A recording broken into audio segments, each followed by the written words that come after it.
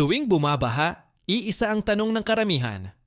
Di ba may flood control project ang gobyerno? Nasaan na ang epekto?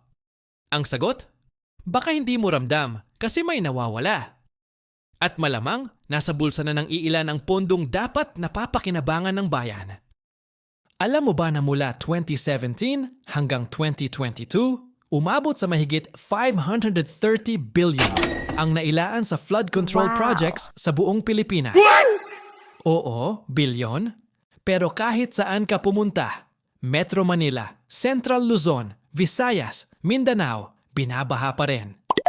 Ayon sa Commission on Audit, maraming flood control projects ang delayed o hindi pa tapos pero bayad na. What? Substandard ang kalidad.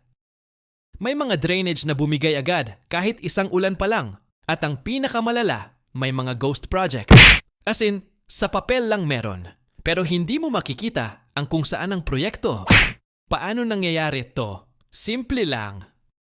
Overpricing, insertion sa budget ng mga proyektong hindi dumaan sa konsultasyon, kickbacks, at ayon sa ilang senador, may tinatawag na flood control mafia na nakikinabang sa mga kontrata.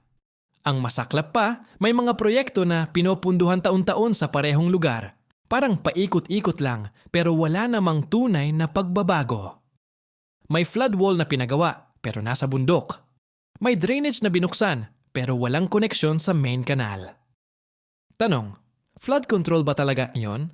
O pondo control? Ang mga flood control project dapat lifesaver. Pero kung may corruption, nagiging tubig ulan lang ang 530 billion. Kaya dapat tayong magtanong, saan napunta ang pera? Hindi tubig ang pinakamalaking kalaban natin, kundi katiwalian. Gusto nating solusyon?